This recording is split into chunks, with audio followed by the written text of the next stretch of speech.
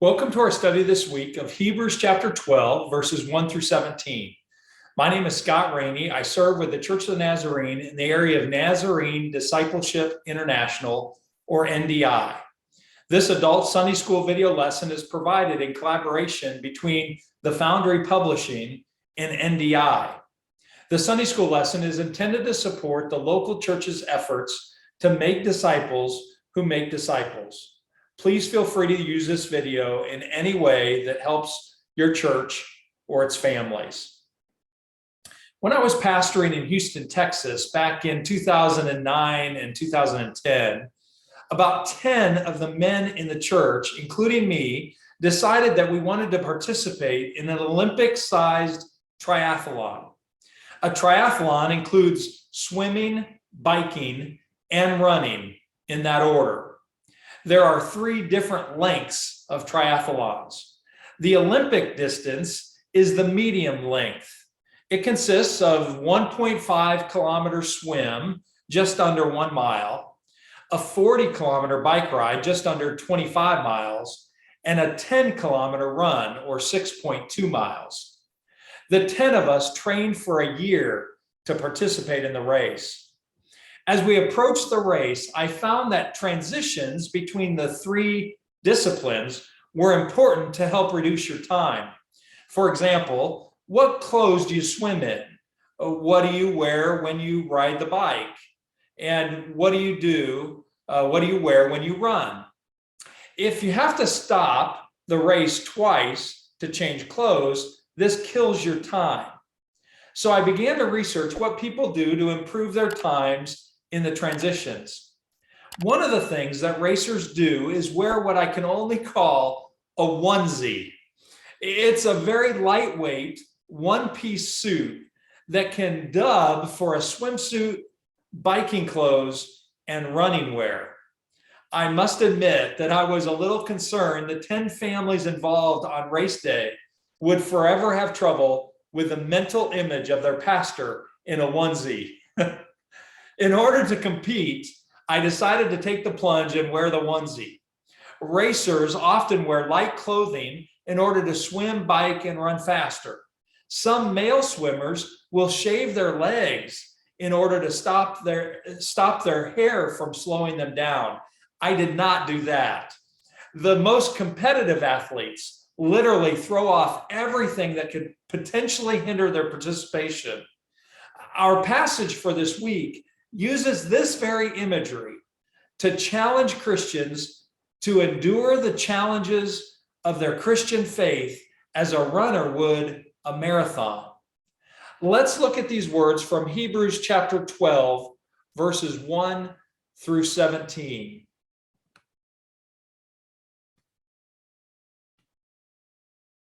Therefore, since we are surrounded by such a great cloud of witnesses, let us throw off everything that hinders and the sin that so easily entangles. And let us run with perseverance the race marked out for us, fixing our eyes on Jesus, the pioneer and perfecter of faith. For the joy set before him, he endured the cross, scorning its shame, and sat down at the right hand of the throne of God. Consider him who endured such opposition from sinners, so that you will not grow weary and lose heart. In your struggle against sin, you have not yet resisted to the point of shedding your blood.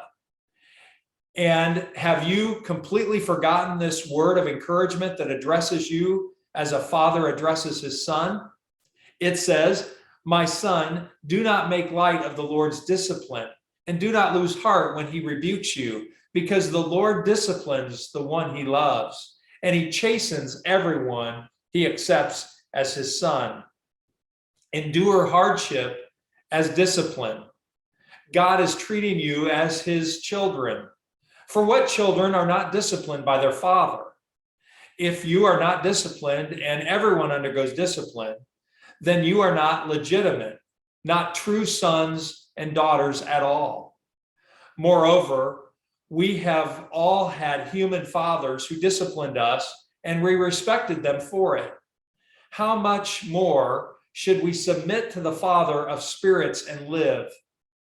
They disciplined us for a little while as they thought best, but God disciplines us for our good, in order that we may share in his holiness. No discipline seems pleasant at the time, but painful.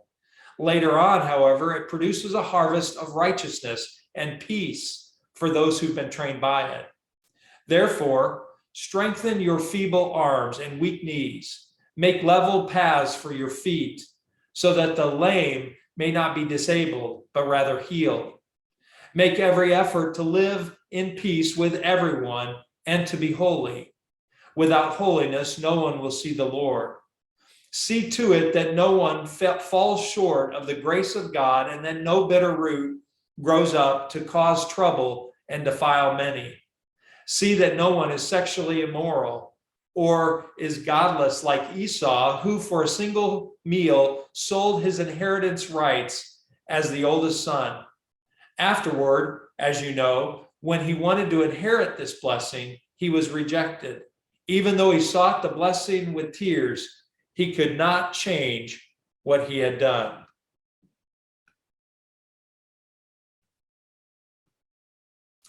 As we've described in past weeks, one of the key concerns for the author of this letter to the Hebrews is to encourage Jewish believers to persevere in their faith in Jesus.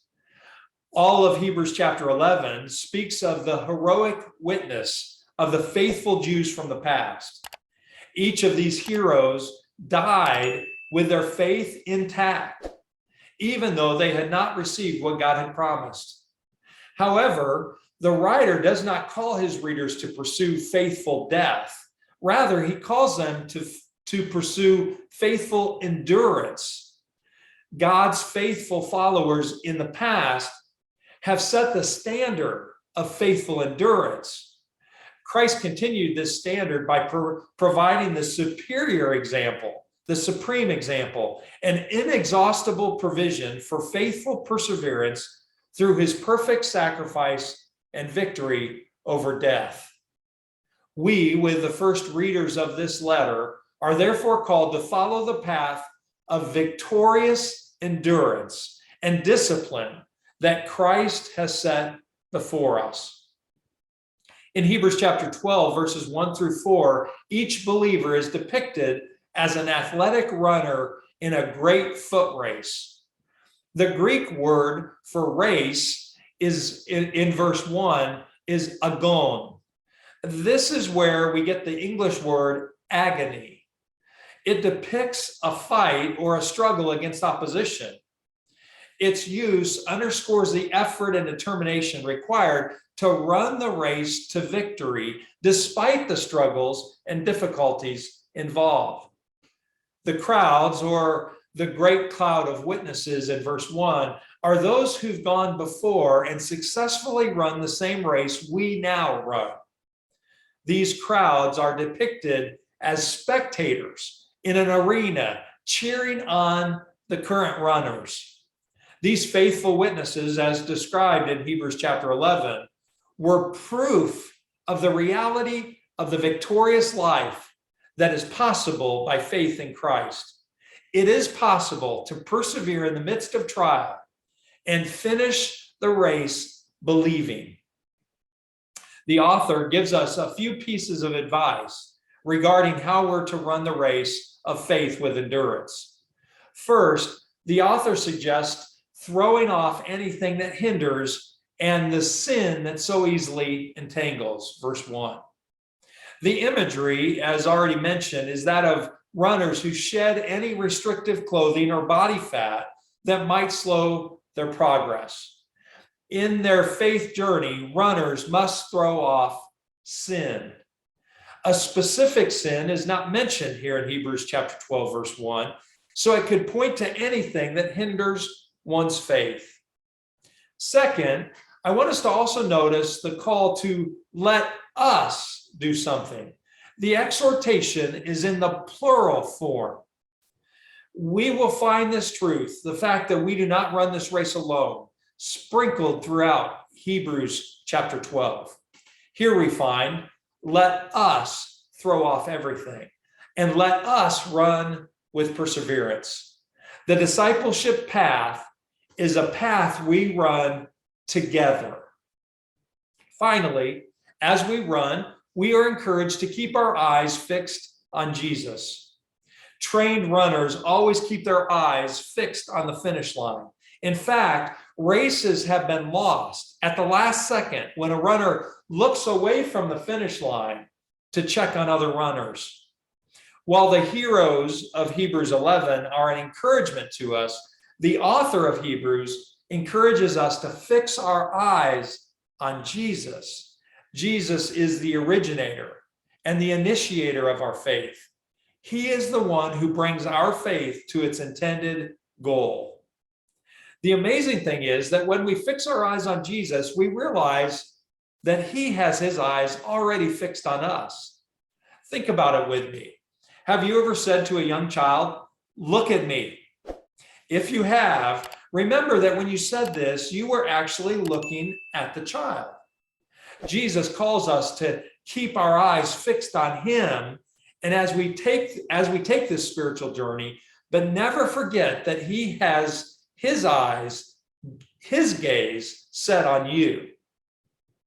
Notice that joy and suffering are connected in verse 2 and elsewhere in Scripture. Jesus becomes our clear example to follow. He didn't focus on the suffering he was enduring. Instead, Jesus focused on the joy of the reward that awaited him on the other side of the suffering. He endured the cross in order to sit down at the right hand of the Father. The readers of Hebrews are encouraged to consider carefully the example of Jesus' faithfulness in the midst of suffering. I remember when I was experiencing a situation that included a really small amount of suffering and persecution. I had the thought, is what I'm enduring worth the stand I'm taking for Jesus? One of my mentors in ministry said to me, "Consider Jesus on the cross, Scott." I imagine that he wanted to come down from that tree. Thinking of Jesus suffering without any sin of his own encouraged me to endure through the much smaller suffering I was facing at the time. You see, I have not yet had to suffer to the point of death as Jesus did. To help his readers cope with their suffering, the author of Hebrews offers a different perspective on suffering. Though suffering is never pleasant, is rarely desired, and is often painful, it is not a sign that God has abandoned his people. Instead, he encourages believers to endure hardship as discipline. Verse 7. The author then goes on a long discourse in verses 9 and following, comparisons, if you will, between human fathers and God the Father. If a human father disciplines his children for their own good, how much more God the Father? And while human fathers' discipline lasts only for a short time with limited benefits, God the Father disciplines us in order that we might share in his holiness. Can the hardship we're facing help us identify more with Jesus? I've seen people enduring hardship as a believer and come out looking more like Jesus. Hebrews chapter 12, verse 10 says, God disciplines us for our good in order that we may share in his holiness. The discipline can produce a harvest of righteousness and peace for those who've been trained by it. Verse 11. We might ask, how can suffering make us holy or more holy? Dr. Richard Taylor said suffering cannot directly make us more holy. It does so only indirectly as we let God's grace sanctify the suffering and thus use it to deepen our understanding, enlarge our sympathies, strengthen our faith, stabilize our purpose, spiritualize our perspectives, sweeten and mellow our attitudes, and thus make us the character make us in character and personality more Christ-like.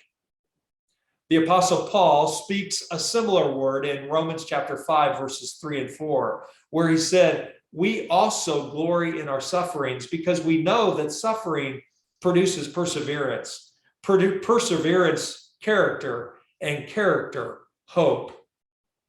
An unknown author penned these words: out of the dark, forbidding soil, the pure white lilies grow.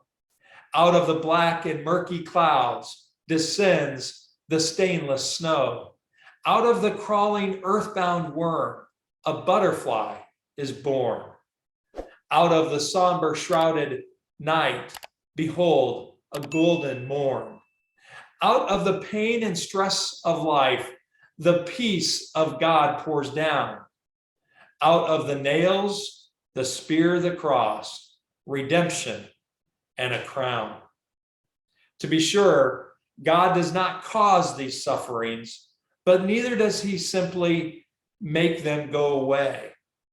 The reality is that God is with us in the suffering. We aren't going anywhere Jesus hasn't already been. He has blazed the trail for us.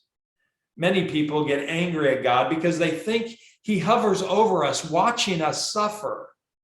Receive a new picture today, one in which God is not hovering over you, watching you suffer, but instead he's with you, running alongside you in the midst of the suffering. During the height of COVID-19 pandemic, sporting events, concerts, and other public events were canceled for several months. When they began to hold the events again, the spectators allowed at such events were extremely limited because of the contagious nature of the virus. For nearly a year, ball teams played to empty bleachers. Orchestras and bands played to empty concert halls. Teachers taught empty classrooms via video chat. Preachers preached into video cameras with no one else in the room. All of these people would affirm how incredibly hard this was.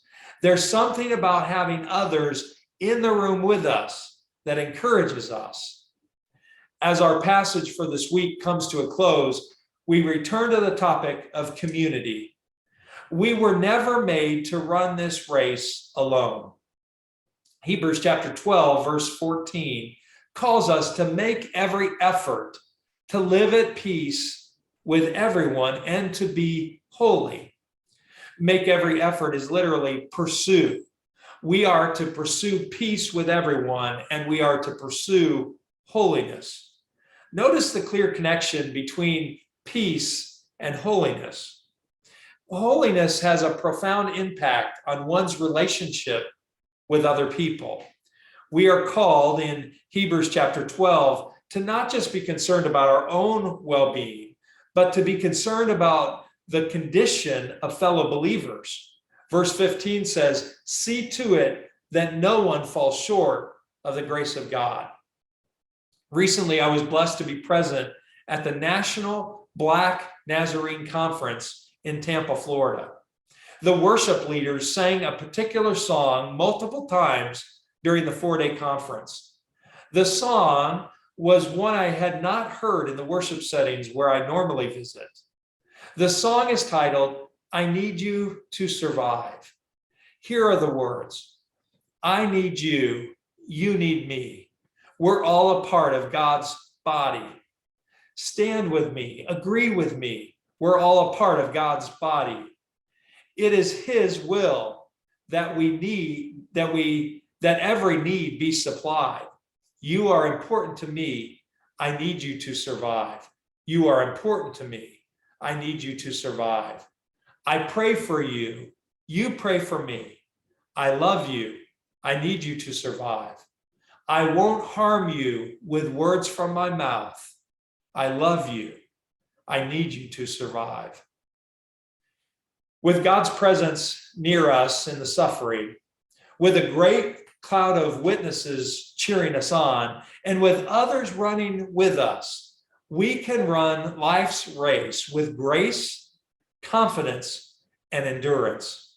Let us fix our eyes on Jesus. He has blazed the trail for us.